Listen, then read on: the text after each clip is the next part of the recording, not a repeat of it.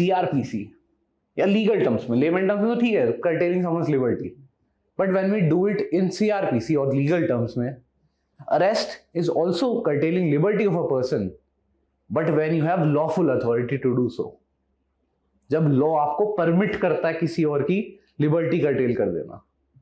मैं अगर आपको यहाँ पे रोक दूंगा भी कि भैया बाहर नहीं आ सकते, अरेस्ट तो हो गया, but it is also illegal detention.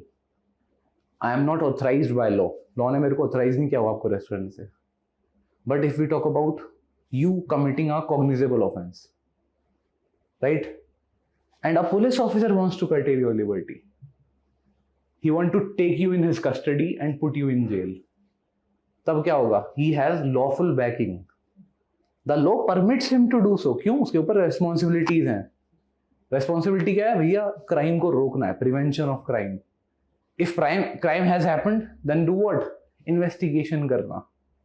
It is empowered to make an arrest in certain cases, हर एक केस में नहीं, सर्टेन केसेस में, राइट?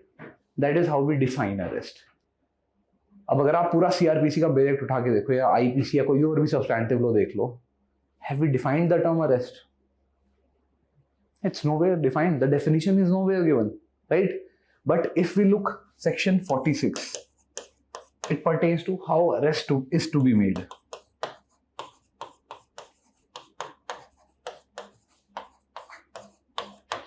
कि arrest किस तरीके से किया जाता है, right? Wherein it is provided that if you want to arrest someone, अगर आपको अरेस्ट करना है तो क्या तरीका है, वो मेंटल इमेज क्या आएगी जब किसी को अरेस्ट किया जा रहा हो? That mental image will be a person is touching you, is trying to touch you, is trying to, through doing that, he's trying to curtail your liberty. He's trying to stop you from moving anywhere. That's how you define, that's how you pertain to how arrest is to be made. Section 46 में यही दिया गया है कि पहला तो by actual touching और actual confining a person through use of some force. Then again, कितना force law permit करेगा, law बताएगा आपको. That is given under the CRPC because it pertains to the procedure, how liabilities can be imposed on you, how rights will be exercised by you. Herein we talk about the term arrest. So 46 talks about how it is to be done. Or second case, can we make an arrest through use of some words only? चंद शब्द कह दिए क्या उससे arrest हो सकता है? मान लो चलो आपके घर पे एक पुलिस ऑफिसर आया, उसने कहा भैया आपके अगेंस्ट में ऐसी ऐसी एलिगेशन है कि आपने किसी का मर्डर कर दिया, राइट? जाके चुपचाप जो बाहर पुलिस की वैन खड़ी है जाके बैठ जाओ उसमें, ठीक, और चलो मेरे साथ। इतनी बात कही उसने, अभी फोर्स तो नहीं करा उसने, टच नहीं करा आपको, कुछ नहीं करा उसने, right? Will it amount to arrest? According to section 46, when some direction through words something is conveyed to you and you yourself submit to the custody of the police officer, that also amounts to arrest. So that's also another way of arresting. This is our today's topic. क्यों किया जाता है arrest? Why arrest is made is second question. Why arrest is done? अगर मैं आपसे पूछूं arrest क्यों किया जाता है किसी पर्सन को, सबसे पहली बात तो उसके ऊपर प्रोसीजर स्टार्ट करने के लिए कोर्ट का प्रोसीजर जो होगा, राइट? बिकॉज हम बात कर रहे हैं ना प्रोसीजरल लॉ की, द एंटायर थिंग। कोई एक्यूजिशन भी लगी अगर किसी के ऊपर, प्रूव तो नहीं हुई ना अभी, you have every right of fair trial, you have every right of presumption of innocence until proven guilty by a competent court. तो जब तक कोई कोर्ट है वो आपके अगेंस्ट में डिक्लेयर नहीं करेगी दैट यू आर गिल्टी, भैया आपकी लिबर्टी ऐसी कर्टेल नहीं हो सकती। फिर कैसे आ गया अरेस्ट का प्रोविजन, कैसे आ गया फिर? अभी तो सिर्फ एक्यूजिशन लगी है ना, फिर कैसे कर सकते हैं arrest? Even if we look at the constitution of India, article 22 पढ़ा होगा आपने, पढ़ा? थोड़ा कॉन्स्टिट्यूशन याद है कुछ? पहले I think first second semesters का होता है कॉन्स्टिट्यूशन, तो थोड़ा भूल गया हूँ उसे। Article 22 pertains to the situation where a person is arrested. तो कुछ राइट्स है, इनहेरेंट राइट्स दिए जाते हैं उस पर्सन को। वो सुना होगा आपने, 24 घंटे के अंदर the police officer has to take to the person to the magistrate. ऐसा क्यों किया गया? कस्टडी में कुछ उसके साथ गलत ना हो। Because we do not, the law does not trust police officers. Nowhere is it mentioned that they have this authority or not. We presume, the law presumes that they are going to do something wrong. And because of this, a safeguard is taken. That even if you arrest, in some particular cases, अभी देखें कौन से case में arrest कर सकते हैं वो, you have to take the person within 24 hours to the competent magistrate. वो देखेगा फर्दर डिटेंशन जरूरी है नहीं है, आप नहीं रह सकते 24 घंटे से ज्यादा उसको. Second thing, you have several rights with you. बहुत तरह के राइट्स हैं, फंडामेंटल राइट्स भी हैं जो आपके, ठीक. जैसे you have right to call for a legal advice और some person. You have every right to inform someone that you have been arrested. ऐसा क्यों है भैया? You have to prepare your defence in that trial. जब वो trial चलेगा prepare करना ना अपना डिफेंस भी तो. So you have every right to call someone, to have legal aid, to have help of the any person, any advocate or your friends and family. So that part is there.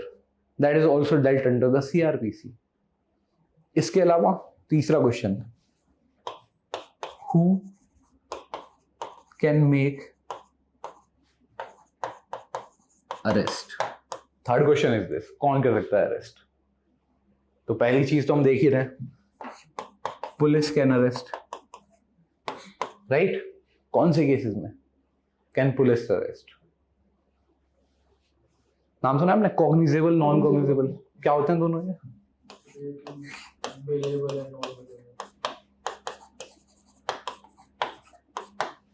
पहले देखते हैं cognizable क्या होता है, right. कैसे defined है cognizable offences? अगर देखिए हम section 2 of CrPC, because section 2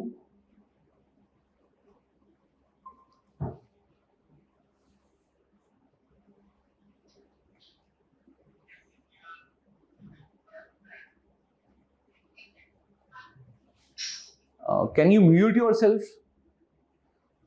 Yes, thank you. So when we look at section 2 of CRPC, वहां पे पहले इंटरप्रिटेशन क्लॉज है एक, that all the terms which are going to be repeated in the entire code, उनके पहले meaning बता दिए, ठीक. वहां पे आता है कॉग्निजेबल ऑफेंसेस और कॉग्निजेबल केसेस. वहां पे बताया गया है कि ये वो केसेस है जहां पे the police officer has the authority to make an arrest without warrant, right. सिर्फ ये डेफिनेशन दी गई है और कुछ नहीं बताया गया वहां पे किस तरह के हैं, क्या है क्या नहीं है. दूसरे हैं non cognizable case, authority to arrest without warrant. Second है where no authority is there to police officer to make an arrest without getting a warrant first. Warrant क्या होता है? बहुत बार सुना है, multiple times we have heard. Magistrate देता है. Court to arrest someone, to detain someone.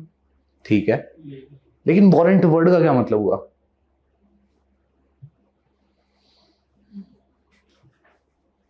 हम लोग स्टूडेंट्स की आदत होती है जंप करना. This is our tendency. हम क्या करते हैं, चीजें जो हमने ना सुन ली 15-20 बार, अब उसको समझेंगे नहीं, उसको जंप करेंगे हम नेक्स्ट पॉइंट पे. वारंट क्या होता है? सिंपल वर्ड वारंट, क्या मतलब है इसका?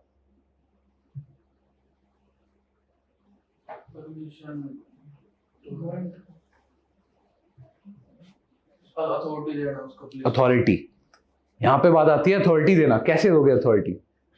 It can be given by magistrate, right? Warrant is nothing. The word meaning of warrant is order. Order देना. कैसा order? Written order. That is known as warrant. That's it. Warrant का meaning ये है. कौन देता है? Magistrate. अभी बात कर रहे थे ना that we do not trust police officers. Herein in this case क्या होगा? मान लो अगर कोई ऐसा crime है which is non-cognizable in nature. Non-cognizable में they do not have authority to arrest without getting a warrant from the magistrate first. Because they are thought to be those offenses which are less heinous in nature, more in the nature of private wrong. जैसे किसी ने किसी के case में fraud कर दिया, किसी ने डिफेमेशन कर दिया, हर्ट कर दिया, राइट. यहाँ पे सोसाइटी एट लार्ज इफेक्ट नहीं हो रही इतनी, वो प्राइवेट पर्सन हो रहा है. They are dealt as non cognizable offence. तो यहाँ पुलिस के पास कोई अथॉरिटी नहीं अरेस्ट करने की जब तक मैजिस्ट्रेट ऑर्डर नहीं करेगा. But when we talk about cognizable offences, it is a crime which is done against the society. It is a sort of heinous offense wherein the entire society is affected. किसी के घर में चोरी हो जाती है, आपकी सोसाइटी में किसी के घर में चोरी हो गई, पूरी सोसाइटी अलार्म हो जाएगी, भैया कल मेरे घर में भी हो सकती है. Some action must be taken in this case, and for that action this police officer need not require any warrant from the magistrate. क्यों? Because he has to take prompt action, fast action लेना इस person को, इस authority को, police authority को. How are they going to act? अगर पहले क्या करेंगे नहीं तो अच्छा जी हम तो वेट कर रहे हैं मैजिस्ट्रेट के वारंट का. They will not be able to make an arrest, make an investigation or anything. तो क्या करें यहाँ पे कॉग्निजेबल केस में they have authority to arrest without getting any warrant. इतनी बात क्लियर हुई अभी differentiation between these two. Now let's come back. First thing is who can make an arrest. सबसे पहले तो police officers. It may be done with warrant और without warrant. अगर बात करें with warrant that is required only in non cognizable cases. लेकिन अगर बात करें कॉग्निजेबल केसेस की, since they are heinous in nature and it is a duty of police officer to make an arrest, to prevent crime, to make investigation regarding crime, तो यहाँ इस situation में क्या होगा? He can make an arrest even without any warrant from magistrate. और कोई person है जो अरेस्ट कर सकता है इसके अलावा? नॉर्मल पर्सन कर सकता है. Any person. कैसे? पुलिस को इन्फॉर्म करके उसके आने तक उसको रोक सकते हैं इसी तरीके से. कैसे कर सकते हैं? सही बोल रहे हो. कैसे? Is it given by CrPC?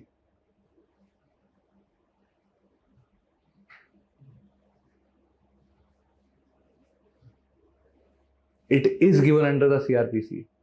That for example, simple example ले लेते हैं किसी चीज के लिए कि आपका घर है,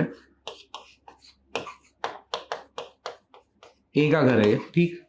रात के टाइम इसके घर में कुछ चोर घुस गए और भैया चोरी कर रहे थे, इसने देख लिया उन्हें.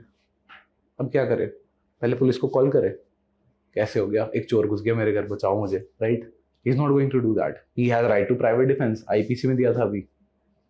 Using that right to private defense to defend his property, he can lock the door. किसी रूम के अंदर था, वो चोर घुस गया था, बंद कर दिया गेट, तो ये बाहर जाके दिखा. That's also curtailing someone's liberty, and he also has lawful authority to do so. कैसे? Right to private defense gives him that lawful authority, so he can also curtail someone's liberty.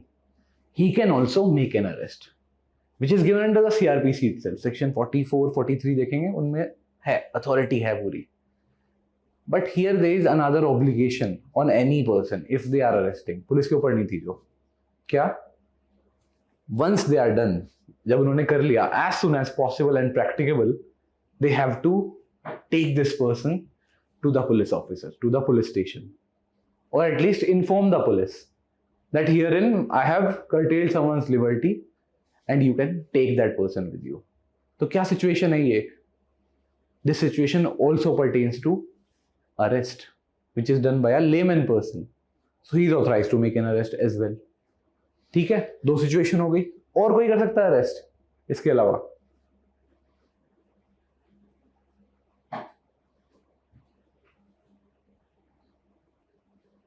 जिसको magistrate खुद कर सकता है. Can magistrate himself make an arrest? देखो एक logical situation देखो, ठीक है. बात ऐसी हुई कि भाई मैजिस्ट्रेट के सामने कोई क्राइम हो रहा है. He is a magistrate, right? Magistrate ही तो बनना है आपको भी. तो can he make an arrest? CrPC says yes. If anything is done in front of him and there is no other recourse available to him, he can order anyone. किसी को भी ऑर्डर कर सकता है, भैया अरेस्ट कर लो इसको, curtail कर लो इसकी liberty.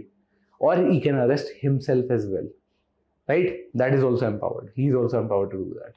So this is the basic premise of this very topic of today. Apart from that, the second part is the rights of arrested person. Rights कौन से मिलने चाहिए अरेस्टेड पर्सन को?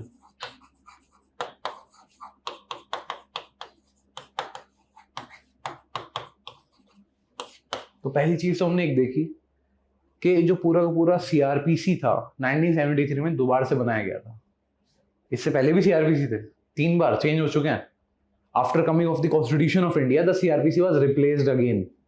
And a new CRPC was enacted in 1973. Why? The sole reason was to comply with the Constitution of India. जो Constitution of India में provisions है अब, with regards to rights of arrested person, with regards to the separation of executive and judiciary. Article 50 अगर देखें हम, it talks about this directive principle कि भैया जो जुडिशरी है उसको आप सेपरेट करोगे एग्जीक्यूटिव से. तो सीआरपीसी में हमने क्या करा, जो भी एग्जीक्यूटिव मैजिस्ट्रेट्स थे उनकी पावर सारी जुडिशियल पावर्स हटा ली गई, उनको सिर्फ एग्जीक्यूशन की पावर दी गई है. जितने भी आपके जुडिशियल मैजिस्ट्रेट हैं they are only empowered to make an adjudication decision कि हाँ पर्सन गिल्टी है नहीं है. तो पहली बात तो हो गई. दूसरा था सबसे important, rights of arrested person. The constitution of India recognizes several rights which must be given to a person. सबसे पहले तो ये था 24 आवर्स के अंदर लेके जाओ. उसके अलावा कि भाई eight the time of arrest उसका जो ऑफेंस उसने किया उसके बारे में किस ऑफेंस की वजह से या किस मतलब लॉ की वजह से उसको लेके जा रहे हैं. ठीक है, इंफॉर्मेशन करो to convey what allegation has been instituted against him. उसको या उसके आसपास कोई है उसको भी बताना, उसको फैमिली मेंबर है. ठीक है चलो. और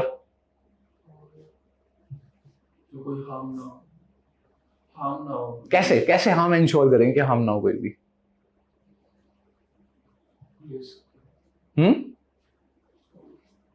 सर राइट. हाँ कैसे करेंगे, किस तरीके से, what will be the method. वो प्रोसीजर सीआरपीसी के अंदर है पूरा. That once he is arrested you have to take medical examination of him. It is mandatory again. जैसे अरेस्ट करोगे मेडिकल एग्जामिनेशन करा लो इसका. उसके बाद में अगर पुलिस ने उसको मारा पीटा 3rd डिग्री टॉर्चर किया पता चल जाएगा. जो उसकी हेल्थ होगी उसमें डिफरेंशिएशन तो आएगा ना जब रिपोर्ट आएगी. फिर क्या है, जब तक वो अरेस्टेड रहे एवरी 24 आवर्स एवरी 48 आवर्स उसका मेडिकल एग्जामिनेशन रिपीटेडली होना चाहिए जब तक वो पुलिस कस्टडी में रहेगा. और क्या हो सकता है, suppose that person is a pauper, that person is from a poor background, नहीं है उसके पास अपने आप को डिफेंड करने के पैसे, तो क्या होगा, the state will provide legal aid to that person. Right, legal aid का मतलब है help from the government itself. That person is not capable to defend himself, no problem. The government will provide him a defense lawyer. That person will be defending himself. Again, these are some rights which are given to the arrested person, which must be ensured at the time of arrest. And on this, one more right which we must know is that जिस time पे police officer आ रहा है, identification proper होनी चाहिए. Batch होना चाहिए. DK Basu का case इसी के ऊपर है पूरा. जो कस्टोडियल वायलेंस में देखा जाता है, जो देखा जाता है जब पुलिस है आर्बिट्रेरली काम करते हैं, जैसे ज्यादा है उन्हें बस बन गए भाई दरोगा बन गए और करते हैं ऐसे ही काम. राइट, उस चीज को रोकने के लिए कि भैया उनके अरेस्टेड पर्सन के राइट्स है, क्या करो, बैच प्रॉपर रखो, अपना नाम वहाँ पे. ठीक क्यों है ये, क्योंकि बाद में रेस्पॉन्सिबल बनाओगे इसी कोई, इस पर्सन को पकड़ना, इसका नाम ये था, इसका बैच नंबर ये है. दूसरी चीज क्या है, that police officer has a duty to convey your rights to you. वो आपको उसके ऊपर ऑब्लिगेशन है, बताएगा कि अरे ऐसे ऐसे है, you have a right to call any relative, any friend, anyone to inform about this arrest. ये ऑब्लिगेशन पुलिस ऑफिसर के ऊपर रखी गई है. उसके बाद पुलिस ऑफिसर के ऊपर रेस्पॉन्सिबिलिटी है कि जब पूरा अरेस्ट सब कुछ हो जाए मैजिस्ट्रेट को इन्फॉर्म करे. The magistrate should be duly informed about this entire thing कि अच्छा भैया ऐसे कर दिया, ऐसे अरेस्ट कर लिया मैंने एक का. क्यों, मैजिस्ट्रेट अपना माइंड लगाएगा अब कि जो ये अरेस्ट किया गया सही ग्राउंड पे है नहीं है, कॉग्निजेबल ऑफेंस था या नॉन कॉग्निजेबल था. अकॉर्डिंग टू दी फैक्ट्स जो पुलिस को मिली थी इन्फॉर्मेशन, उसके बेसिस पे कॉग्निजेबल था, नॉन कॉग्निजेबल था. क्योंकि अगर कॉग्निजेबल था ही कुड हैव अरेस्टेड, लेकिन अगर नॉन कॉग्निजेबल था तो भी अरेस्ट नहीं कर सकता था. देन अगेन, तो there are several rights which we are going to study in this class as well with regards to arrested person. So when we look at chapter 5 of the CRPC spanning from sections 41 to 60, it pertains to how this process of arrest is going to take place. And it deals with how the arrests are made, what powers have been given to person making arrest to facilitate their power. जैसे एक police officer है, उसको power दे दी arrest करने की cognizable cases में, ठीक है, लेकिन किस तरीके से, कितनी पावर, क्या लिमिटेशन है? मान लो पर्सन है बेचारा, उसके ऊपर एक्विजिशन लगी है किसी थेफ्ट करने की, पनिशेबल डेथ की तो नहीं है उसमें punishment. Can the police officer, if that accused person is trying to evade, can he shoot him? The answer is no. एक लिमिटेशन होनी चाहिए ना with regards to the response that you are going to do. तो यहाँ police officer उसको shoot नहीं कर सकता, मार नहीं सकता, until unless that crime which accusation has been made is something which pertains to which which gives you the punishment of death as well। अगर उस क्राइम के लिए डेथ की पनिशमेंट हो सकती है और तब भाग रहा है, तब कुछ और कर रहा है वो, इन that case he can even use that records. तो क्या बोला गया सीआरपीसी में, वही बताया गया, कितना, to what extent, whatever is necessary to make that arrest possible, that is permitted by the police officer as well, but not more than that, उससे ज्यादा नहीं। आप दूसरी सिचुएशन बोल देते हैं जब वो उसको वापस मार रहा होता है, यहाँ पे the police officer also has right to private defence, right. अच्छा, इसी के ऊपर एक क्वेश्चन और आता है फिर विद रिगार्ड्स टू दीज जो शूटिंग होते हैं ना पुलिस की तरफ से, जिन्हें हम एनकाउंटर बोलते हैं, सो कॉल्ड, राइट। क्या होता है encounter? Is there anything like legal encounter? There is no legal provision relating to encounters, कुछ नहीं है ऐसा, right. It's merely exercising of right to private defence. तभी तो स्टोरी बनाते हैं ना फिर वे कि क्या, अरे इसने हमारे को ओवर पावर कर दिया, हमारी गन छीन ली, पीछे से 2 मार दिए हमें, एक को दिखा दिया करते हुए हम तो डिफेंड कर रहे थे, उसमें इस बेचारे को मारना पड़ा। डिफेंस में करते हैं वो भी। There is no legal encounter, right. Then what restraints are put on the exercise of those powers for safeguarding public interest. क्योंकि जब अरेस्ट करते हैं किसी पर्सन को, जब पुलिस अथॉरिटी एक्सरसाइज करती है, एक तरफ तो हो गया because it being a cognizable offence, for example society का इंटरेस्ट इन्वॉल्व है, वही ना, सोसाइटी इज शुक, सोसाइटी में पूरा शॉक लगा है भाई ऐसा क्राइम हो गया। But there is also this accused person जिसके राइट्स भी तो हैम्पर होने वाले हैं, he is also going to be detained, his liberty is also going to be curtailed। because of this conflict we have to understand that this topic arrest is very essential, not only because the police officer has power but because we have to put some restrictions on the usage of that power, कि वो arbitrarily use ना करे अपनी power को, किसी को भी arrest कर लिया मन मर्जी में। ऐसा थोड़े, तो मान लो कोई गाड़ी आ रही है और चेक पोस्ट लगा रखा है, अरेस्ट थोड़ी कर लेंगे किसी को भी, या रोक के किसी को भी, अरे भैया सर्च कराओ। They have no authority to do that. करते हैं अलग बात है, right, but they have no authority to do that. So as an advocate even you must know this. तभी एडवोकेट से इतने पंगे लेते हो, उन्हें पता रहता है भैया ये कुछ उल्टा बोलेंगे, फिर ये बताएंगे हमें फिर, ठीक। तो यहाँ पे पुलिस ऑफिसर की जो पावर्स दी है वो कर्टेल्ड है। They are curtailed because both conflict is there with the society interest and the accused person's interest, even in terms of the arrest procedure।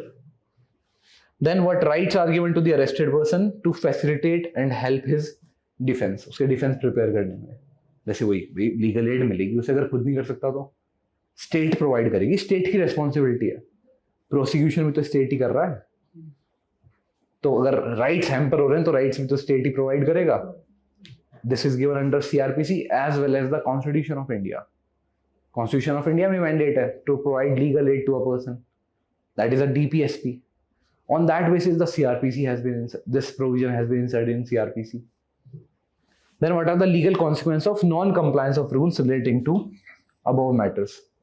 अगर किसी पुलिस ऑफिसर ने एक नॉन कॉग्निजेबल ऑफेंस में arrest कर लिया, what will be the consequence of the same?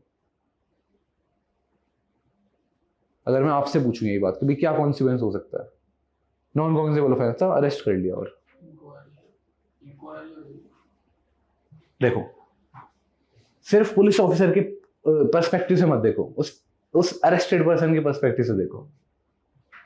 सबसे पहले तो उसको बाहर निकाला जाएगा, right, because he is being detained not by a lawful authority but by unlawful authority. तो पहले उसको बाहर निकालेंगे हम। Then what action can we take? अब हो सकता है उस पुलिस ऑफिसर के केस में कोई इंक्वायरी चले, उस एक्यूज पर्सन को कोई कॉम्पेंसेशन मिले, that is also permitted in law. So we have to think about that in that scenario. So these are the consequences that are also provided under this chapter 5. ठीक है? So when we look at arrest, it means the apprehension or restraining or deprivation of one's personal liberty, or we can say to restrain a person's liberty through some lawful authority. अगर दूसरी जगह पे इसी same way में आपको restraint किया जा रहा है और कोई डकैत है, वो रिस्ट्रेंट कर रहा है कि भैया आइए अपना जो भी सामान है दीजिए, और आपको ऐसे ही कस के रस्सी से बांध के बैठा दिया कहीं पे, that is also arrest, that is also restraining your liberty, wrongful confinement, but that will be wrongful confinement. Reason being lawful authority नहीं है, backing नहीं है कोई भी. अगर lawful backing होती तो उसे arrest बोलते हम, right?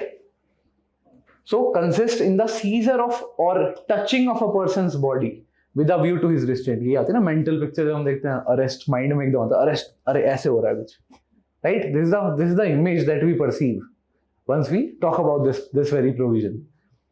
So words may also amount to arrest. ये भी हम थोड़ा सा डिस्कस कर चुके हैं. भैया अगर वर्ड से ही बोल दिया किसी को, कहा कि ऐसे ऐसे जाके बैठ जाओ, आपके अगेंस्ट में एक्विजिशन लगी है, वो फॉलो नहीं करता, वो फिर अगर वो फॉलो नहीं करता, then you always have this. You can always actually touch that person and confine him using some force. But if he follows, वही बात लिखी होगी इसमें, they are calculated to bring and do bring to a person's notice that he is under compulsion and thereafter submits to that compulsion. When he actually does what is conveyed to him through words, then it also amounts to arrest. Right? So in Roshan BV, very landmark case with regards to arrest, वहाँ पे definition दी गई थी, कोई define किया गया था arrest कोई. It was provided these elements, these essential elements to constitute arrest are, there must be an intent to arrest. Intention होनी चाहिए किसी पर्सन की पहले तो अरेस्ट करने की. जब पुलिस ऑफिसर जाता है, एक तो हो सकता है भाई सिर्फ पूछताछ कर रहा हो, और एक हो सकता है वो एक्चुअल में किसी को डिटेन करने के लिए गया है, किसी को कन्फाइन करने के लिए गया आपके पास, आपके घर पे आया वो किसी को कन्फाइन करने के लिए. The intention must be there with that authority to make an arrest. And the second thing is he actually does it, then arrest happens. So under the authority of or accompanied by seizure or detention, वही है ना, accompanied by का मतलब होता है साथ में, उस intention के साथ में उसने वो intention complete करी हो अपनी. Detention of person in matter known to law, which is so understood by the person arrested as well. जिस person को arrest किया गया उसको भी समझ में आ गया, भैया आज तो जेल की हवा खानी पड़ेगी, right? So this is when you say arrest has been done. अब इसके ऊपर एक question मैं आपसे पूछना चाहूंगा, जो आपको शायद अब तक पूछ लेना चाहिए था. एक तो टर्म होगी अरेस्ट और एक होती है custody. Are they the same thing और डिफरेंट थिंग? कस्टडी और अरेस्ट में कोई डिफरेंस है या फिर सेम चीज है? कस्टडी का सर जैसे वो जुडिशियल कस्टडी होता है तो जेल के अंदर भेज दिया, और अरेस्ट में जो वो थाने में ले जाते हैं उसको पहले. अच्छा, आप बताओ.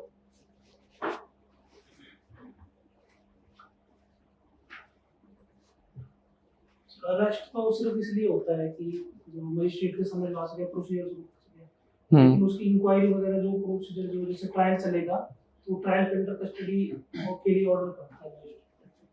अच्छा, इसका ना जैसे जो वर्डिंग्स है लगती थोड़ी कंफ्यूजिंग है, कई बार लगता है सेम ही चीज है, या फिर अगर हमें लग भी रहेगा अलग अलग है, लेकिन हमारा जो है ना मेंटल इमेज है वो थोड़ी गलत है रिगार्डिंग दीज टर्म्स.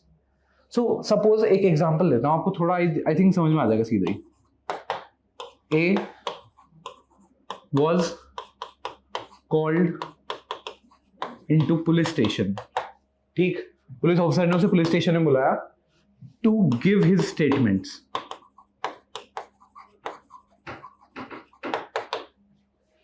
भाई पुलिस ऑफिसर के पास पावर है इन्वेस्टिगेशन करने की. ए was one of the witness, जिसने कोई क्राइम होते हुए देखा है. मान लो ये जीटीवी नगर में ही एक स्पेसिफिक जगह पे कोई मर्डर हो गया. ए दुकानदार था जिसकी दुकान वहीं पे थी. तो ए को बुलाया पुलिस वाले ने, अरे भाई बताओ क्या क्या है, रिकॉर्ड कराओ अपने स्टेटमेंट. एक तो ये सिचुएशन है. दूसरी सिचुएशन ये है B was taken to police station by police officer. दूसरी सिचुएशन है, बी को पकड़ के पुलिस वालों ने जेल में डाल दिया. Which one is custody? Which one is arrest? Is the first situation arrest?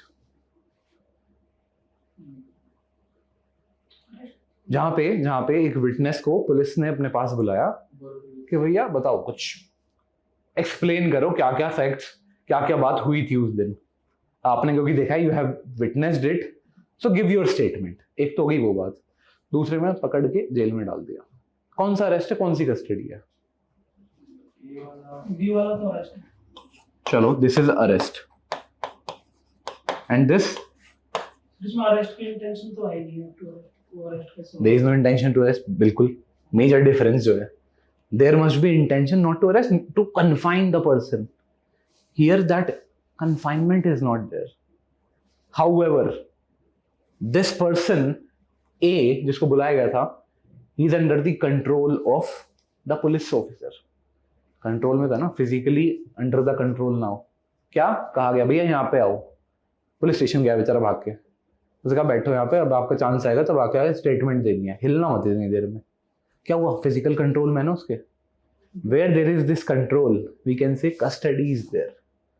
But when that control includes the intention to detain him, it becomes arrest. So this is the basic differentiation. फर्क नहीं पड़ता कहाँ ले जा रहे हो, क्या नहीं ले जा रहे. Right? Judicial custody, police custody हो सकती है, इसका मतलब सिर्फ ये है उनकी कस्टडी के अंदर है. Because arrest is something which is very smaller than the custody. Custody का एक पार्ट है अरेस्ट सिर्फ. तो अगर इसी सिचुएशन में देखें, मान लो अगर ये कस्टडी थी, ए को बुलाया गया था विटनेस के तौर पे कि भैया बताओ, स्टेटमेंट दो. अब उसने कुछ ऐसी स्टेटमेंट दे दी ए ने जिससे पता चलता है कि उसने ही क्राइम करा है, that he has done some crime. तो क्या करेगा पुलिस वाला, नेक्स्ट स्टेप क्या होगा उसका, अरेस्ट करना. आई बात समझ में उसी में. अब तो arrest is a part of custody, whereas in custody you have the control over the other person. But in terms of arrest, you actually have the intention to confine him, and you actually confine him, and that person's liberty is curtailed. That is how you differentiate. Important इसलिए है because इसके ऊपर question आता है, what is the differentiation between arrest and custody? और the major case that you must remember, that is state of Haryana versus Dinesh Kumar. सुना है नाम कभी? LLB में आई थिंक पढ़ा होगा आपने.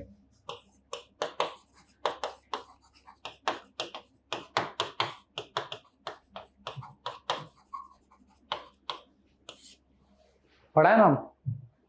केसेस को थोड़ा कम ध्यान देते हैं. कोई मीनिंग आना चाहिए, पता चलना चाहिए क्या हुआ था इसके अंदर. ज्यादा केस रटने भी नहीं है. There will be a few landmark cases that you will remember once you go through them. तो ऐसा नहीं मार के रट्टे बैठना भैया, 15-20 केस रट लिए टॉपिक हो जाएगा, नहीं करना. जितना सफिशिएंट है, जितना रिक्वायरमेंट है.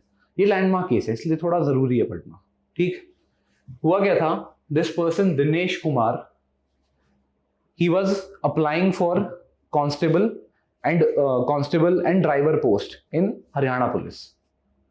एप्लीकेशन भर रहा था. ठीक है, एप्लीकेशन फॉर्म में 2 क्लॉज थे, एक था 13th क्लॉज, एक 14th क्लॉज. 13 में लिखा हुआ था, have you ever been arrested, have you ever been arrested. अब भरोगे ना, जैसे फॉर्म भरोगे, आपकी लॉ तो कंप्लीट हो गई, दुनिया भर के एग्जाम्स आएंगे, उनके लिए you will be filling forms. तो वहां पे भी ऑप्शन आता है, यहाँ पे आपको यस और नो में आंसर देना होता है. ठीक है. दूसरा था, have you ever been convicted, कि क्या आप कन्विक्शन हो चुका है आपके अगेंस्ट में. दोनों में डिफरेंस क्या है? कन्विक्शन क्या होता है, जहां पे पूरा ट्रायल कंप्लीट हो गया, एक्विजिशन लगी थी, ट्रायल चला, and the court has declared that you are guilty of that offence. ठीक, वो कन्विक्शन हो गया. अब इसने तो लिख दिया नो नो, दोनों मना कर दिया इसने. जब प्रोसीड हुआ फर्दर तो वेरिफिकेशन हुई, वेरिफिकेशन पता चला कि इस दिनेश कुमार के अगेंस्ट में एक एलिगेशन लगी थी. एक्विजिशन लगा देते हैं, जैसे दुश्मनी में कर देते हैं काम के भैया चलो इस पे भी नाम इल्जाम लगा दो नकली. ठीक है, तो दंगे में इसका भी एक नाम लगा दिया गया. He was also one of the person. And it was a cognizable offense. And arrest warrant were issued against him. ठीक है, या फिर कह लो पुलिस के पास अथॉरिटेटिव अरेस्ट करने की थी, तो अरेस्ट करने के पीछे पड़ रहे थे पुलिस वाले इससे। तो इससे पहले एक्चुअल में पुलिस इसको अरेस्ट कर पाती, this person Dinesh Kumar, he went to the court for application of bail and he got the bail, right? Not anticipatory, anticipatory anticipation में होती है, यहाँ तो भैया चल रहा है, इसके अगेंस्ट में एक्विजिशन लग चुका है, राइट? एंटिसिपेटरी फ्यूचर में वर्क करती है, फ्यूचर के लिए लगती है। यहाँ तो सीधा है, अरेस्ट के पीछे पड़ रहे हैं इसके, अब तक पकड़ा नहीं गया, बस कस्टडी में नहीं आया अब तक, राइट? अरेस्ट के पीछे पड़ेगा। तो क्या करा इसने, खुद गया कोर्ट में, he went to the court along with his pleader, he pleaded for bail and he got the bail. इस वजह से कंफ्यूजन आया इसके माइंड में कि I have never been arrested, but if we read the provision of arrest, there again it says you yourself submit to the custody. When this person actually went for the bail application in the court, he himself submitted to the custody of the court. अब यहाँ court की मर्जी थी ना, अगर bell मना होती सीधा जेल में जाता। That is the submission of the custody. यहाँ पे डिफरेंशिएशन इसको समझ में नहीं आया तो इसने नो लिख दिया। Have you ever been convicted? अब क्या हुआ था, उसी केस में बाद में एलिगेशन हट गई थी and he was never convicted for that, तो इसने नो ही लिखा था यहाँ पे भी। अब उन्होंने एप्लीकेशन की रिजेक्ट कर दी, वही आप हरियाणा पुलिस में नहीं आ सकते। Now on this basis when the case proceeded, supreme high court में भी गया, हाई कोर्ट ने भी अग्री करा कि भैया हो सकता है, क्या पता इसको नहीं होता अरेस्ट, तो वो नहीं अब तक ये। When this case went to the Supreme Court, then they had to differentiate between arrest and custody, and they said in this very case it may look like that he has not been arrested, क्योंकि कभी custody नहीं गई, but he himself submitted to the custody of the court which also amounts to arrest. तो यहां पे court ने establish करा, and the court give example of customs act. Customs act के अंदर क्या है, जो कस्टम ऑफिसर होता है उसके पास एम्पावर्ड है वो किसी को भी बुलाने के लिए अपने पास, ठीक है?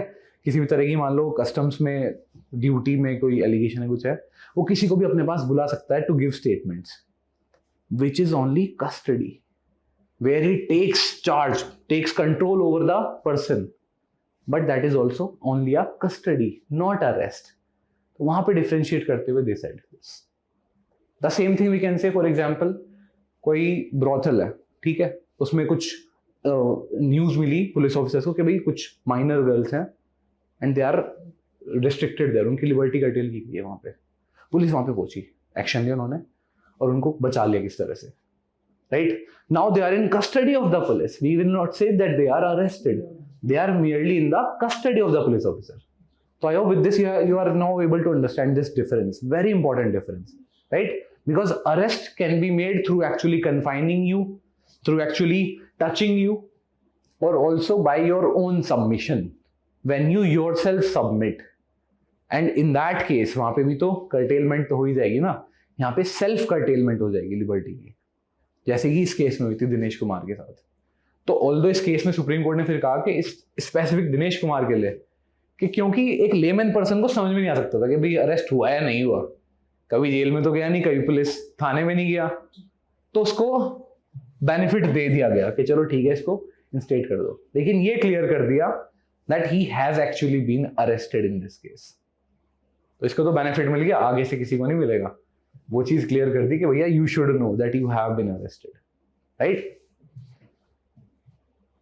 सो when we look at the essentials, arrest should be made under a legal authority, that is the very first thing. तो व्हेनेवर कोई क्वेश्चन आता है what is arrest, what are the essentials of arrest, तो meaning बता के you have to provide for the essentials. सबसे पहले तो अथॉरिटी होनी चाहिए, लॉ परमिट करना चाहिए। क्या मतलब लीगल अथॉरिटी का, law has permitted you to actually curtail someone's liberty. The second part is there should be detention or arrest of the person. Actual detention जरूरी है, actual confinement जरूरी है होना, right? The third is the person should be in lawful custody afterwards. जैसे दिनेश कुमार के case में he was in lawful custody of the court when he went to the court for his bail application at that time. The act of arrest must include the actual arrest of person and should not be just verbal declaration that you are hereby arrested, कि ठीक है, okay, और भाग गया, that will not amount to arrest because that will be evading arrest. In that case, police has several other powers. समझेगा ना, prevent करने के लिए जो भी नेसेसरी पावर हो, क्या कर सकता है? अब एक्चुअल में शूट तो नहीं कर सकता, उसके सिर पे तो नहीं मार सकता, अगर एलिगेशन वैसी नहीं है तो क्या करेगा? पैर पे गोली मार देगा, रोकने के लिए, to do anything to make it possible to curtail his liberty. That is how we define arrest. Clear है? चलो. So in every arrest there is custody, but the vice versa is not true. Custody may be arrest or it may not be arrest. Or initially it was merely a custody. लेकिन जब वो witness आया police के पास और कुछ उल्टा सीधा बोल गया कि अरे इसने भी कर रखा है पार्टिसिपेट क्राइम में, ये जानता था उस एक्यूज को और इसका भी हाथ है इसमें, क्या करेगा वहां पे? दिस कस्टडी में convert itself into arrest. Clear है? चलो. So instead of Haryana versus Dinesh Kumar, the expression arrest has not been defined. ना तो CPC में, ना CRPC में, ना IPC में, किसी भी लॉ में डिफाइंड नहीं है. The same goes for custody as well, वो भी कहीं पे डिफाइंड नहीं है. But arrest consists in taking into custody. It means custody, जो arrest है उसमें custody होना तो जरूरी है. Custody होनी, बिना custody के आप arrest नहीं मान सकते, right? Of another person under authority empowered by law for the purpose of holding or detaining him to answer a criminal charge. जो criminal allegation, accusation लगी है उसके against में, उसको आंसर करने के लिए. To bring him to the court whenever required. Then we can say that arrest is done. On the other hand, when we talk about custody, which is very, very, I would say, elastic term.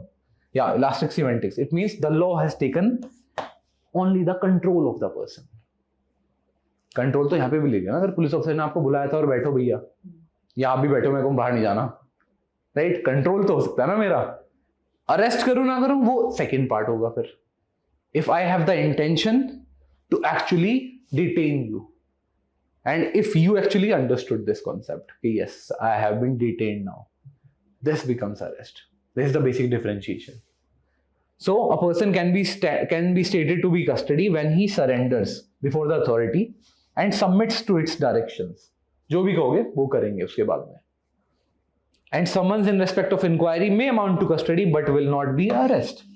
किसी को बुलाया गया, कोई जैसे customs act की यहाँ पे example देके बुलाया गया था कि भाई कस्टम एक्ट में ही बुला सकता है जो कस्टम ऑफिसर है किसी को भी, बट वो सीधा अरेस्ट नहीं माना जाएगा. That is merely, that summoning will be merely getting into the custody of that person, not the arrest. It may afterwards turn out to be arrest. बाद में बन सकता है वो arrest. So when we talk about CRPC, who can arrest? First, which is made with warrant. वही बात है, warrant, written order of the court. यहाँ पे order की जरूरत है, which pertains to non-cognizable offenses. I think आपने एक बार पहले bailable, non-bailable भी बोला था. राइट? क्या होते हैं bailable, non bailable? How are they different?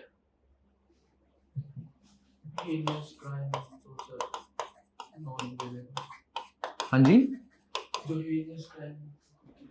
हाँ, अच्छा. और जो हीनियस नहीं है वो बेलेबल हो गए. लेकिन फिर कॉग्निजेबल, नॉन कॉग्निजेबल में कैसे डिफरेंशिएट करोगे? कॉग्निजेबल में नॉन बेलेबल होते हैं, सारे नहीं होते. बेलेबल, नॉन बेलेबल एक्चुअली अगर आप ध्यान दो ना किसी स्पेसिफिक ऑफेंस पे, वहां पे डिफाइन होगा पहले कॉग्निजेबल एंड बेलेबल और नॉन बेलेबल. ऐसा भी हो सकता है. हाँ जी. सर इसकी जो इम्प्रिजनमेंट की टर्म होती है उसके बेस पे वो बेलेबल है. इम्प्रिजनमेंट की टर्म जैसे चलो मर्डर है, ठीक है, उसकी इम्प्रिजनमेंट की टर्म बहुत मतलब ज्यादा है, तो उसके बेस पे या किसी ऑफेंस की टर्म कम है, थेफ्ट वगैरह है, तो उस हिसाब आप से बेलेबल कह सकते हो कि यूजुअली ऐसा है, right? But this is not entirely followed. हर एक लॉ में फॉलो नहीं किया गया होगा. जैसे for example if we talk about offences against marriage, are those offences, उसमें पनिशमेंट ज्यादा है, but are those offences bailable और non bailable? All of them are bailable in nature. The purpose is different here. Bailable are those offenses where any person as a matter of right can claim bail. क्या होती है bail? What do you mean by the term bail? तो कोई security क्या है उसका? Confinements law, Hmm? you know. The temporary release of a person, which is done before the completion of trial. अभी तक ट्रायल तो कमेंस नहीं हुआ, कंप्लीट नहीं हुआ ट्रायल, एक्यूजिशन ही लगी है सिर्फ एक पर्सन के अगेंस्ट में. हमें नहीं पता भैया ये पर्सन गिल्टी माना जाएगा या नॉन गिल्टी, इस बात का तो हमें क्लियर नहीं है अभी. तो हम क्या कर रहे हैं at this particular stage, we might give him bail, we might temporarily release him. So keep this in mind, bail can only be given before the finality of the judgement. उससे पहले बाद में नहीं दे सकते. बाद में there is no concept of bail. एक बार अगर कोर्ट ने डिसाइड कर दिया फिर बेल नहीं मिले करती. ठीक है, पहले की बात है. अब यहीं पे आते हैं, बेल में दो तरह के ऑफेंस करे हैं. एक रखा है bailable, which are defined where a person can claim bail as a matter of right. अगर बेलेबल ऑफेंस हुआ है और बेलेबल ऑफेंस की एक्यूजिशन लगी है, ये टेम्परेरी रिलीज उसको as a matter of right मिलेगा. किसी से भीख मांगने की जरूरत नहीं है, किसी से रिक्वेस्ट करने की जरूरत नहीं है, किसी की डिस्क्रिप्शन पे देने की जरूरत नहीं है. These are the bailable offences. Non bailable में थोड़ा डिफरेंट मामला है. जब बात करें नॉन बेलेबल ऑफेंसेस की, these are those where you do not have right to claim bail, but you are on the discretion of the magistrate. Police को नहीं दी अथॉरिटी है कि पुलिस डिसाइड कर ले. They do not have that judicial wisdom to understand how the society is going to be affected. बात करें ना अभी क्राइम की, एक क्राइम तो हुआ है, सोसाइटी भी अफेक्ट हो रही है. अब किसी के अगेंस्ट में मर्डर की एलिगेशन लगी और अगले दिन उसको छोड़ दिया गया, that will affect the society as well. लेकिन अगर उसको जेल में रखा गया, that will also have a impact on the society. भैया मर्डर हुआ था, एक पर्सन को जेल कर दी गई for the time being, right. कौन डिसाइड करेगा? पुलिस ऑफिसर में इतनी विजडम नहीं होती. किसमें है? मैजिस्ट्रेट में है. So there are some offences which are kept non bailable in nature, where bail is not at all given. But अगर बात करें बेलेबल ऑफेंस की, वहां पे कोई भी बेल दे सकता है आपको, चाहे वो एक पुलिस ऑफिसर ही क्यों ना हो. वहां पे चाहे एक पुलिस ऑफिसर को बोल दिया कि भैया बेलेबल ऑफेंस है, कॉग्निजेबल है, नॉन कॉग्निजेबल है, कुछ भी है, फर्क नहीं पड़ता. अगर वो जाएगा अरेस्ट करने के लिए and this person is ready to furnish bail, बोले थे ना बॉन्ड सिक्योरिटी, हो सकता है कुछ उस पर रेस्ट्रिक्शन तो लगाएंगे ना. टेम्परेरी रिलीज करें तो कुछ रेस्ट्रिक्शन लगा सकते हैं कि चलो ठीक है, इस दिन ट्रायल होगा, उस दिन आ जाना यहाँ पे, या इस दिन हर एक हफ्ते बाद मेरे पास यहाँ पे अटेंडेंस लिखवाना है. याद हो जयकांत शिकरे, उसमें क्या था, उसमें बार बार हर हफ्ते यहाँ पे आना पड़ेगा आपको. कंडीशन है वो बेल की, that can be put on this accused person. तो वो पार्ट होता है, वो होता है बेल. यहाँ पे आता है बेलेबल नॉन बेलेबल ऑफेंसेस. तो जब भी पुलिस अरेस्ट करने जाती है, ये चीज समझ के रखना कि भैया बेलेबल ऑफेंस है, नॉन बेलेबल है. और अगर बेलेबल है, you have every right to claim bail then and there. वहां उससे गिड़गिड़ाने की या कुछ बोलने की जरूरत नहीं है, सीधा बेल दे दो. तीसरा कॉन्सेप्ट आता है एंटीसिपेटरी बेल का, जो आपने बोला भी था.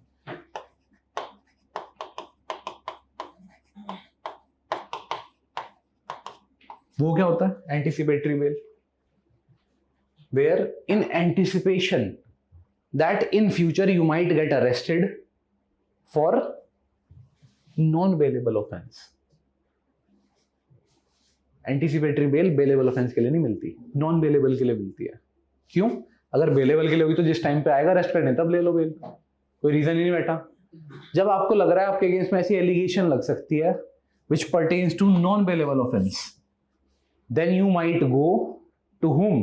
Not to the lower courts, क्योंकि lower courts तो इशू कर सकती है वारंट्स वगैरह. तो हायरार्की का ध्यान रखा गया है कि हायर कोर्ट के पास जाओ, सेशंस कोर्ट के पास जाओ, हाई कोर्ट के पास जाओ एंड रिक्वेस्ट देम कि at the time when I will get arrested, क्योंकि बेल तब मिलती है जब अरेस्ट होता हो, राइट, कि at the time in future whenever I will get arrested I will be given bell.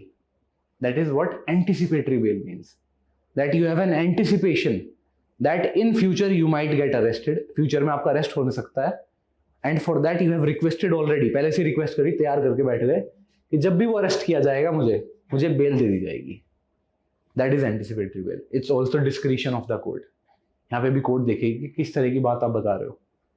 Is it something कि भाई मान लो आपको सोच रखा है चलो यहाँ दुश्मनी निकालनी है अपने पड़ोसी से, इसका सिर फोड़ूंगा मैं, तो पहले जब पहुंच गए कोर्ट में एंटीसिपेटरी बेल के लिए कि अगर बाई चांस कोई ऐसी एलिगेशन लगती है मेरे ऊपर कि मैंने अपने पड़ोसी का सिर फोड़ दिया है तो मुझे आप छोड़ देना, राइट.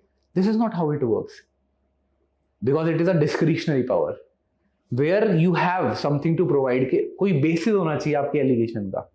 जैसे एक हस्बैंड है और हस्बैंड वाइफ में लड़ाई हो रही थी खूब, अब डाइवोर्स का मामला आ गया, and now she has decided, उसको कई बार धमकी दे चुकी है कि तेरे को जेल कराऊंगी मैं, देख तू, तेरे अगेंस्ट में ऐसे ऐसे एलिगेशन लगाऊंगी, ये करूंगी वो करूंगी। Now he has some basis कि भैया अरेस्ट हो सकता है, तो क्या करेगा, तब जाएगा वो एंटीसिपेटरी बेल के लिए। या फिर जो ये बनाया ना, जो कॉन्सेप्ट बना एंटीसिपेटरी बेल का, it's not made for layman people, it's made for those whose liberty if curtailed will have huge impact. For example, election आने वाले हैं 15 दिन बाद, और जो पर्सन इलेक्शन में खड़ा हुआ है उसको ये धमकी आ चुकी है कई बार अपोजिशन से या किसी से भी कि तेरे को जेल कराएंगे, तेरे अगेंस्ट में ऐसे एलिगेशन आए हैं, तूने मर्डर किया हुआ, रेप किया हुआ किसी का।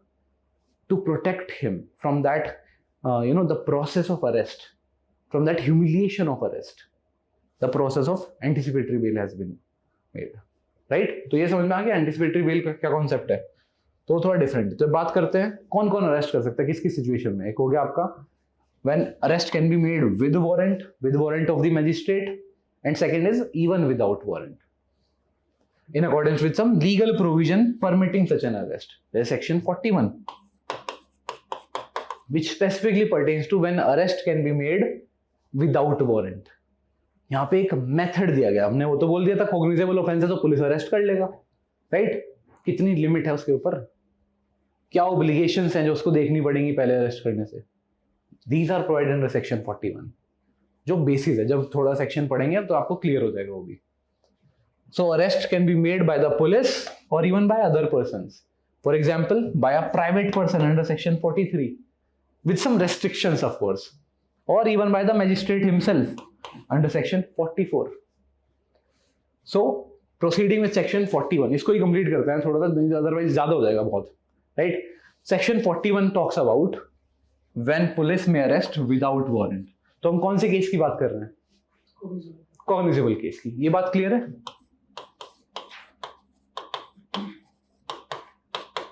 कॉग्निजेबल केस की ही बात कर रहे हैं सेक्शन 41 में। पावर तो ऑलरेडी है क्योंकि it is a cognizable case, he automatically gets power to arrest, but is it required that he should arrest in every cognizable case, ये तो नहीं लिखा ना। कॉग्निजेबल केस सिर्फ वो केस है जहां पे पुलिस के पास अथॉरिटी अरेस्ट करने की without warrant.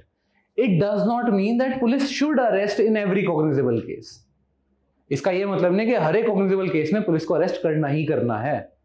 There are some inherent limitations which are provided under section 41। वो लिमिटेशन समझते हैं आप, जैसे क्लॉज 1, अब any police officer may arrest without an order from magistrate and without a warrant arrest any person first who commits in the presence of police officer a cognizable offense। पहली बात तो ये, उसी के सामने किसी और पर्सन को ग्रीवियस हर्ट कर दिया, चाकू मार दिया, ले पुलिस ऑफिसर के सामने he can make an arrest then and there, first thing। then second is arrest against whom reasonable complaint has been made। ऐसा ही नहीं कंप्लेंट आई है, reasonable complaint आई है, you have reason to believe in that allegation जो दी गई थी complaint में, और a credible information किसी सोर्स से, किसी दूसरे कांस्टेबल से, उसने आपको कन्वे किया भैया ऐसे ऐसे यहाँ पे क्राइम लग रहा है मेरे को हुआ है, कुछ करो आके, किसी का अरेस्ट हो सकता, मतलब वहां पे अगर जरूरत है किसी का अरेस्ट कर सकते हो भाई, भाग ना जाइए person. Credible information, it does not say information, it says credible information. तो अगर आपके पास अगर इंफॉर्मेशन आई भी है कि रात को किसी ने प्रैंक कॉल भी कर सकता है ना कोई किसी को फंसाने के लिए, कि रात के टाइम बढ़िया शोर मचा के कोई म्यूजिक चला रहा है अपने घर में, कि अरे इसकी एसटीसी, इसको आज जेल कराएंगे, ठीक, कॉल कर दिया, अरे इसने ऐसे ऐसे ग्रीवियस हर्ट कर दिया मुझे। क्रेडिबल इंफॉर्मेशन होनी चाहिए पहले, police will check the credibility of that information उस सिनेरियो में।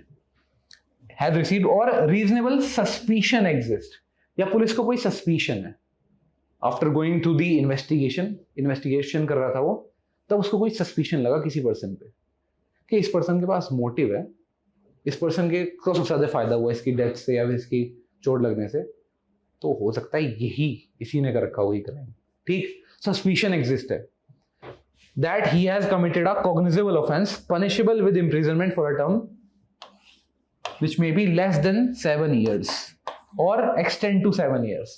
अब यहाँ पे the section 41 has differentiated in the cognizable offences as well. जो 7 साल तक के पनिशेबल है कॉग्निजेबल ऑफेंस, उनको अलग जगह रखा गया है, और जो 7 से ज्यादा के उनको अलग जगह रखा गया है, राइट। अभी बात कर रहे हैं वो offences, cognizable offences which are punishable to a extent of 7 years। अब यहाँ पे वो रिक्वायरमेंट है जो पुलिस के पास होनी चाहिए to make an arrest in this case. सबसे पहली रिक्वायरमेंट क्या है?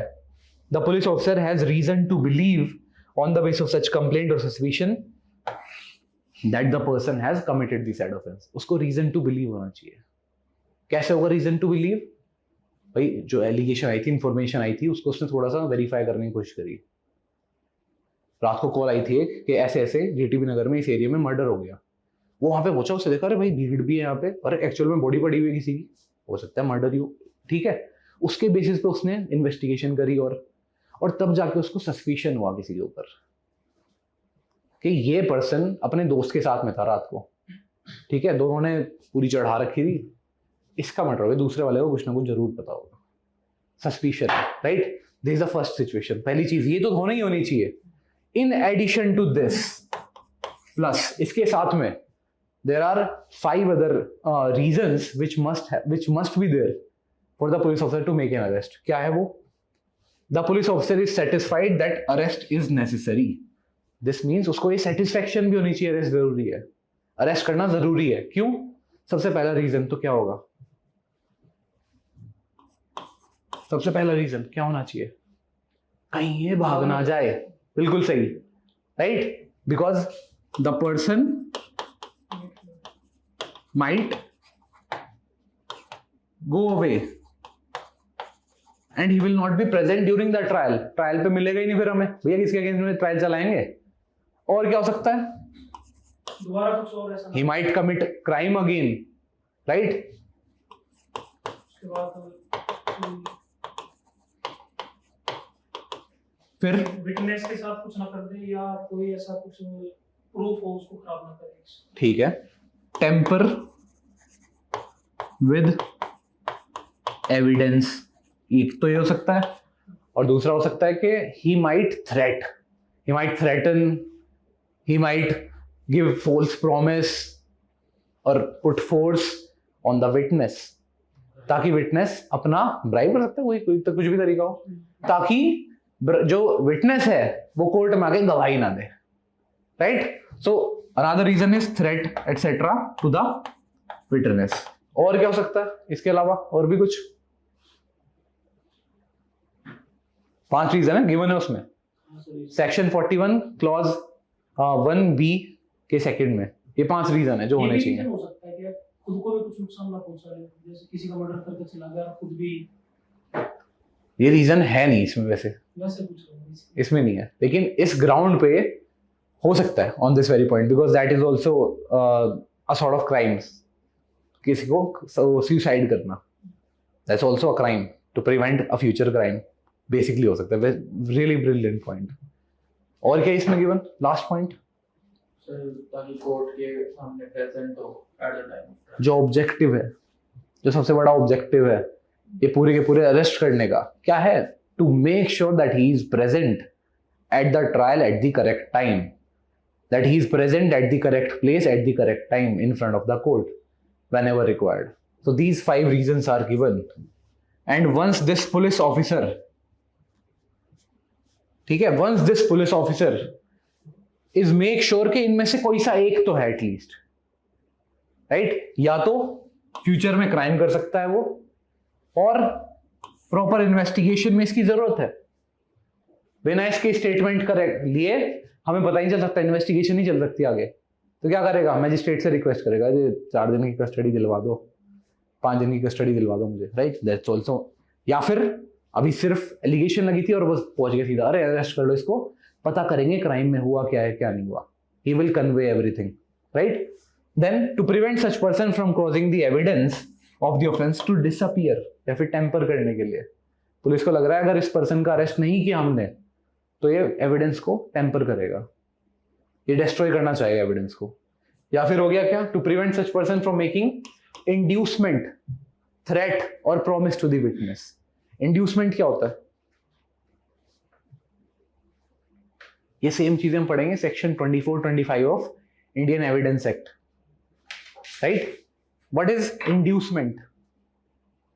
To induce someone, to compel someone to act in a certain way. Threat करना, डराना, धमकाना, use of force, or to promise. कोई बात ब्राइब कर दी, अरे 10 लाख रुपए और मिलेंगे, आपके अकाउंट में आ जाएंगे अगर आप नहीं पहुंचे वहां पे उस दिन, right? If he is doing that, police officer has every reason and he satisfied that arrest should be made. And lastly, unless such person is arrested, his presence in court cannot be ensured. So while making such arrest, his reasons in writing will be given by this police officer. ऐसी ही आंख बंद करके arrest नहीं होता ताकि arbitrarily arrest ना करे. CrPC believe ही नहीं करता पुलिस ऑफिसर पे कि भैया आप तमीज में काम करोगे, राइट? तो क्या कहेंगे कि भैया ऐसे है, ये रीजंस हैं, बता दो कौन से रीजन की वजह से आपने अरेस्ट करा है. और if you have refuse to arrest then also you have to record your reasons. ये ऑब्लिगेशन लगती है पुलिस ऑफिसर के ऊपर. तो ये तो हो गया with regards to those offences, those cognizable offences which are punishable to the extent of 7 years. अब दूसरे आते हैं जो 7 साल से ज्यादा के हैं, ऐसी एलिगेशन लगी. Since they are way more heinous, जितने भी हीनियस ऑफेंस होंगे उसमें पनिशमेंट ज्यादा होती रहेगी. मर्डर का हो गया, रेप का हो गया, किडनैपिंग का हो गया, right? In those cases the police officer can make an arrest even without any reason. जरूरी नहीं करेगा अरेस्ट, कर सकता है, because it's total discretion of the police officer. So provided that in all these cases where the arrest of a person is not required under the provisions of this subclause, he shall record the reasons in writing for not making the arrest. लेकिन अगर उसके पास इनमें से कोई सा भी reason नहीं है, उसको नहीं लग रहा, ना भागेगा, ना कुछ है, ना टेम्पर करेगा एविडेंस, बेचारा यहीं है, यहीं पे रहेगा, जब भी बुलाएंगे तभी कोर्ट में आ जाएगा, then he will not make an arrest, but he has to write that down in writing as well. क्यों? वही बात, क्या पता है कि उससे पैसे खा रखे हो पुलिस वाले ने. That is also possibility. यकीन तो प्रोसीजरल लॉ है ना, प्रोसीजरल लॉ में यही प्रोसीजर देखे जाते हैं. That how the law, substantive law में कोई लॉ नहीं होता जिसके ऊपर कोर्ट में चलता है केस. कोर्ट में प्रोसीजर लॉ पे मैटर चलता है. It is the procedure which provides the lacuna, which gives competitive edge to the prosecutor और द डिफेंड. तो यहाँ पे कि भैया क्या पता पैसे खा रहे हो, रिकॉर्ड कर लो, रीजंस लिख दो आप. क्यों? बाद में मान लो पर्सन गायब मिला तो इसे पकड़ेंगे, भैया कहाँ आपको लग रहा था कि नहीं भागेगा, ये तो भाग गया, आपकी रिस्पॉन्सिबिलिटी थी, आपने अरेस्ट नहीं किया था, राइट? अननेसेसरीली अरेस्ट कर लिया कि भाई ये तो विटनेस को हैम्पर कर रहा है, इसने पहले एक बार कोशिश करी थी हैम्पर करने की, झूठे रीजन लिख के उसने लिख दिया कि इसलिए मैंने अरेस्ट करा है, वो झूठ पाया गया, फिर से पुलिस ऑफिसर को पकड़ेंगे. इसलिए तो लिखवा रहे हैं ना reasons in writing, so that he can be made responsible for the same afterwards. But when we talk about credible information being received for offense punishable for more than 7 years, वहां पे ये रिक्वायरमेंट नहीं है, कोई satisfaction की जरूरत नहीं, कुछ नहीं, बस क्रेडिबल इंफॉर्मेशन होनी चाहिए, रीजनेबल इंफॉर्मेशन होनी चाहिए, राइट? या फिर रीजनेबल सस्पिशन होना चाहिए. इन that case he can make an arrest. वहां पे कोई रिस्ट्रिक्शन, कोई रोक टोक नहीं है बिल्कुल भी, ठीक? बट यहाँ डिस्क्रिशन है, यहाँ पे भी, यहाँ पे ये नहीं है कि अरेस्ट करना ही पड़ेगा पुलिस वाले को.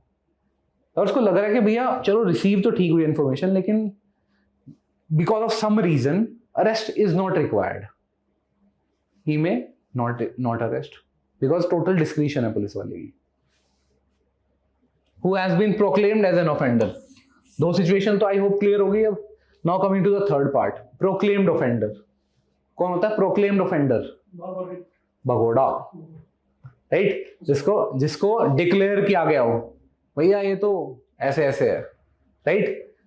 ईदर इन द कोड और एनी अदर स्टेट गवर्नमेंट ने उसको डिक्लेयर किया गया हो. Whose possession anything is found. अब वही बात है, गाड़ी आ रही थी, ठीक है, चेक पॉइंट पे, और आपको एक इन्फॉर्मेशन रिसीव हुई थी पहले कि ऐसे ऐसे करके कोई पर्सन है वो स्मगल कर रहा है कोई सामान, ठीक है, चोरी का सामान है, वो स्मगल कर रहा है. On that basis some checking was being done. वहां पे आपकी गाड़ी में वो सामान मिला. On that basis, arrest can be done when the police officer has suspicion that this thing which is found in your possession may be stolen good. That is another ground for him to arrest. Obstruct the police officer. गए थे कोई काम करने, investigation करने गए थे, बदतमीजी करी आपसे, आपको रोक दिया कि नहीं ये नहीं करना, यहाँ नहीं जाना, you have all the authority to make an arrest, ठीक। लेकिन यहाँ पे अरेस्ट कुछ ही टाइम के लिए होगा, डिटेंशन होगा थोड़े टाइम के लिए, 24 घंटे मैजिस्ट्रेट को कन्वे करोगे, है वो सारी सिचुएशन में। यहाँ पे एक दूसरी सिचुएशन आ गई बस। और someone who is trying to escape और हैज एस्केप्ड, घर पहुंचे थे ए के और ए पिछले वाले गेट से गोली हो गया, क्या कर सकते हो? यू विल तो उसको पीछे जाएंगे या फिर उसके बाद जो भाग जाएगा फिर उसको दोबारा देंगे। अब इसी सिचुएशन के लिए ना जो सीआरपीसी है इसको भी डील करता है। मान लो he is trying to escape, किसी और के घर में जाके घुस गया, that person has right to property, can you actually enter in his premise?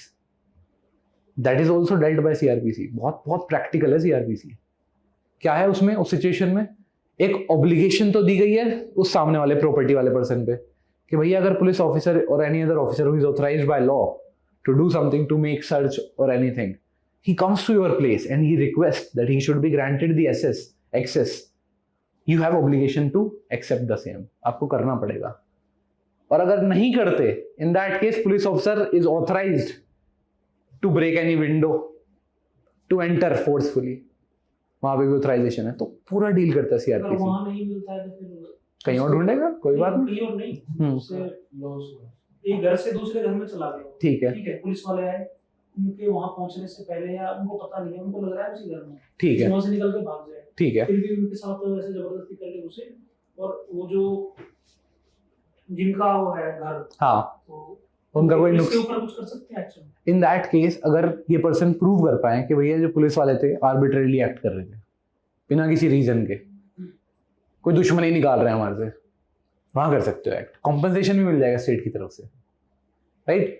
लेकिन अगर पुलिस वाला एक्चुअल में किसी का पीछा कर रहा था and he has reason to believe that he is in your premise and then he enters forcefully, gate तोड़ के होता है ना, दया दरवाजा तोड़ो, गेट तोड़ के ही घुसे अंदर, in that case they are authorized to do so, the law permits them, that is what the law says. Who is reasonably suspected to be a deserter from the armed forces of the union, in that case again the police officer can make an arrest, he can arrest that person. Then who has been conceived etc and for any act committed outside India, अब जैसे एक person था, ठीक है, उसने कहीं और किसी और कंट्री में क्राइम किया और इंडिया में भाग के आ गया। Now for the purpose of extradition, extradition जानते हो क्या होता है? नीरव मोदी का सुन रहे होंगे, बहुत न्यूज में है, राइट। क्या होता है एक्सट्रेडिशन? इंडिया में वो लोन वगैरह काम करके भाग गया, फिर उसको वहां से जो यहाँ पे वापस इंडिया भेजने के लिए। हाँ, एक्स्ट्राडाइट कराना चाह रहे हो, एक्स्ट्राडाइट सुन रहे हैं न्यूज में बार बार भी, right. It means, for example, a person has committed an offense somewhere outside India, ठीक, and that person has, this provision is different, मैं extradition की बात कर रहा हूँ सिर्फ। He has committed the crime somewhere, which is also a crime in India. Then according to section 4 of Indian Penal Code, which gives extraterritorial application of IPC, यहाँ पे we are empowered to request that state, the country where he has committed crime, that he should be extradited to India so that we can prosecute him, right? कि उसका prosecution हम करेंगे, हमें करना है, that is the process of extradition. अब मान लो ऐसा भी तो हो सकता है किसी पर्सन ने नेपाल में क्राइम करा, क्राइम करके भाग के इंडिया में आ गया। नाउ नेपाल इज रिक्वेस्टिंग अस कि भैया इसे वापस भेज दो, हमें प्रोसिक्यूशन करना है, इसका पनिशमेंट देनी है इसको। तो क्या होगा? एक्सट्रेडिशन के लिए रिक्वेस्ट कर रहे हैं ना वो, उसकी बात कर रहे हैं। वहां पे the police is authorised to make an arrest for the purpose of extradition, right? Clear है? Then, who being a released convict under section 356, अगर 356 में मान लो एक रिलीज कॉन्विक्ट है, रिलीज कर दिया गया उसको भी कुछ कंडीशंस पे, राइट? मान लो कंडीशन है कि आप दिल्ली से बाहर नहीं जाओगे and you have broken those restrictions, in that case arrest can be done against you. ये उसकी बात कर रहे हैं, रिलीज कॉन्विक्ट की। बेल की कंडीशंस को फॉलो नहीं किया उसने, that's also one of the ground for making an arrest. Bail की कंडीशंस थी, फुलफिल नहीं करी तो भैया अरेस्ट कर सकते हो आप। He can request the magistrate to issue arrest orders, वो कर सकता है, खुद नहीं कर सकते उसमें। अगर मान लो बेल के लिए अप्लाई किया होता, उसने बेल मिल चुकी है कोर्ट से and he has not followed anything, खुद से नहीं करेंगे, खुद पुलिस वाला जाके अरेस्ट नहीं कर लेगा, पहले कोर्ट को रिक्वेस्ट करेगा, क्योंकि कोर्ट का ऑर्डर था ना बेल का भी। तो पहले कोर्ट को रिक्वेस्ट करेगा कि जी ऐसा ऐसा है, इस पर्सन को बेल मिली हुई है पर बात नहीं मान रहा और मुझे ऐसी उम्मीद है या ऐसा लग रहा है कि भाग सकता है कहीं पे. Now again in that case he will request the court to issue arrest warrant. तब अरेस्ट करेगा. Then whose arrest is required for any requisition. Requisition comes from the word request. अब हो सकता है एक पर्सन है, उसने पंजाब में कहीं पे कोई क्राइम कर रहा है, भाग के वो हरियाणा आ गया, दिल्ली आ गया, ठीक है. तो क्या होता है, थैंक यू, तो वो जो पुलिस स्टेशन है जिसकी जुरिसडिक्शन थी जहाँ पे क्राइम हुआ था, वो क्या करेंगे, जितने भी पुलिस थाने हैं उन सब में नोटिस भिजवा देंगे, भाई ये पर्सन है, भगा हुआ है यहाँ से, जहाँ पे मिले अरेस्ट कर लो. क्या हुआ, रिक्वेस्ट के थ्रू यू आर रिक्वेस्ट आई थी दूसरे पुलिस स्टेशन से कि इस पर्सन का अरेस्ट कर लिया जाए. So here again they are empowered to make an arrest. All these are provided in the section 41 itself, जहाँ पे अथॉरिटी दी गई है, लिमिटेशन दी गई है कि पुलिस अरेस्ट कर सकती है किन किन सिचुएशन में और कहाँ पे नहीं कर सकती. इनके अलावा कहीं नहीं कर सकती arrest without warrant. And then the clause 2 provide, subject to the provision of section 42, no person concerned in non-cognizable offense or against whom a complaint has been made or credible information has been received, etc., and suspicion exists, shall be arrested. No person who is accused of non-cognizable offense can be arrested. कोई person जो non cognizable offence जिसके ऊपर accusation लगी है उसका arrest आप नहीं कर सकते एक्सेप्ट अंडर अ वारंट और बाय ऑर्डर ऑफ मैजिस्ट्रेट, जब तक मैजिस्ट्रेट ऑर्डर नहीं करेगा. राइट. चलो अब सेक्शन 42 के बारे में थोड़ा सा बात पूछ लेता हूं आपसे. Can a police officer make an arrest in terms of non cognizable offence? यहां पे तो मना कर दिया, but section 42 is a curious case where this police officer can even arrest a person even in regards to non-cognizable offense. Section 42 में जो that situation is, मान लो police officer गया and he wants to know your name or your place of residence. आपने गलत बता दिया, झूठ बता दिया या बताया ही नहीं, कुछ मना कर दिया, नहीं बता रहे. That allows him to make an arrest to know your name and residence. Right? Once he does that, उसके बाद दोबारा छोड़ना पड़ेगा. उस एलिगेशन के लिए अरेस्ट नहीं करा उसने. He has arrested you just because you have not conveyed your name or the information regarding your residence. That is one distinguished case where police officer can arrest without warrant in case of non-cognizable offense. Other than that, without warrant, he cannot do anything. Right? Even in terms of cognizable offenses, I hope it is clear with section 41 कि क्या situations है. Right?